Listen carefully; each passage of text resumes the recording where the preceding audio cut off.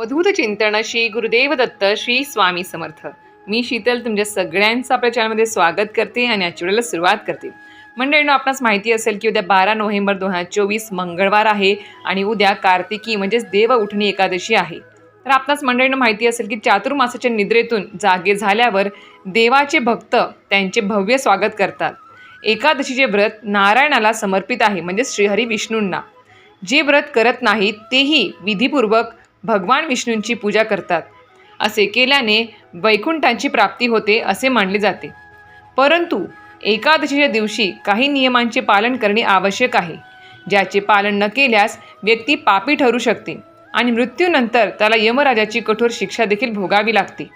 चला तर मग आजच्या व्हिडिओमध्ये जाणून घेऊयात की आपल्याला उद्या कार्तिकी एकादशी म्हणजेच देव उठणी एकादशीला कोणत्या गोष्टी आवर्जून करायच्या नाही आहेत.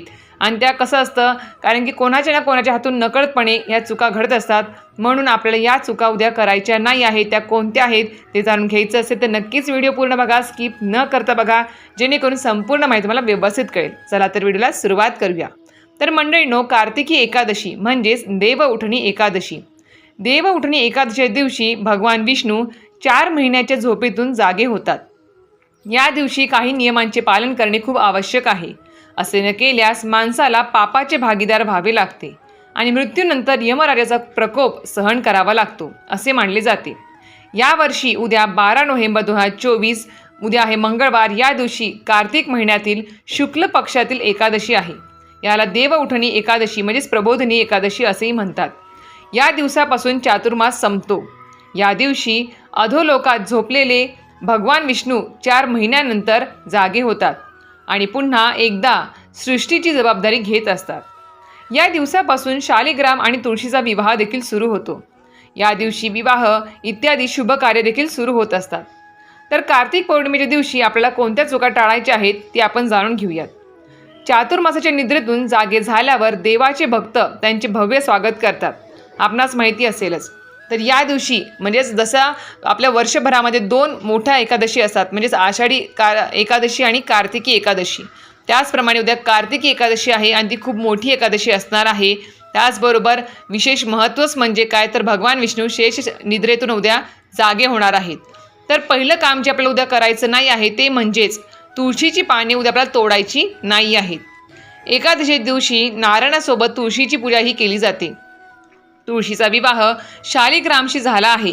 अशा वेळी विसरूनही तुळशीची पाने जी आहेत ती आपल्याला तोडण्याची चूक करायची नाही आहेत. आणि उद्या तुळशीला पाणी देखील घालू नका, पाने मंजुळा देखील तोडू नका, कारण की विष्णूंसाठी तुळशी माता देखील ही व्रत करत असते. त्यामुळे चुकूनही पाणी घालू नका उद्या तुळशीला. फक्त लांबून पूजा अर्चा पंचोपचार पूजा तुम्ही करू शकता.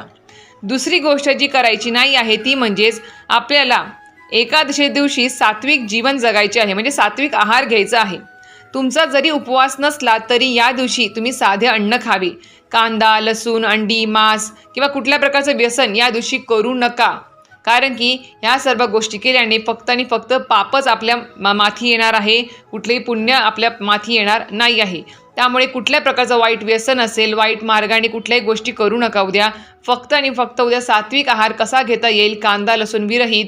त्याचबरोबर उद्या तांदूळ देखील खायचा नसतो, म्हणजेच भात खायचा नसतो, ते पण मी पुढे सांगेलच तुम्हाला. तर या गोष्टींचे आपल्याला सेवन करायचे नाही आहे. त्याचबरोबर तिसरी गोष्ट आहे म्हणजेच भात उद्या आपल्याला खायचा नाही आहे.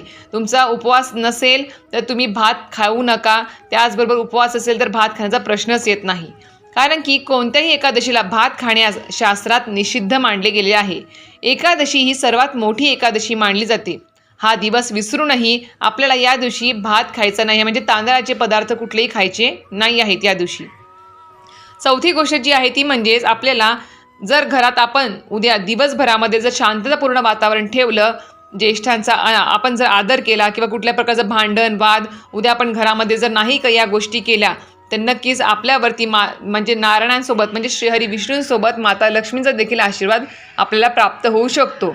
त्यामुळेच आपल्याला उद्या नारायणासोबत म्हणजे श्रीहरी विष्णूंसोबत माता लक्ष्मीची देखील उद्या पूजा करायची आहे. आणि उद्या चुकूनही आपल्याला घरामध्ये कुठल्या प्रकारचं वादविवाद भांडण किरकिर होणार नाही, अपशब्द बोलले जाणार नाही याची काळजी घ्यायची आहे. कारण की जर नारायणाच्या विशेष पूजेच्या दिवशी म्हणजे श्रीहरी विष्णूंच्या पूजेच्या दिवशी जर घरातील वातावरण बिघडले तर नक्कीच माता लक्ष्मी देखील क्रोधित होते आणि ती नाराज होऊ शकते आणि आपलं घर सोडून ती जाऊ शकते. मग अलक्ष्मीचाच वास घरामध्ये राहतो नेहमीसाठी. त्यानंतरची गोष्ट आहे ती म्हणजेच 5वी गोष्ट आहे जी आपल्याला करायची नाही आहे. एकादशीचा दिवस हा खूप खास आहे. या दिवसाचा उपासना म्हणजे या दिवशी आपण उपवास करतो, स्तोत्र मंत्राचं पठण करतो आणि त्याचबरोबर सात्विक आहार देखील घेत असतो.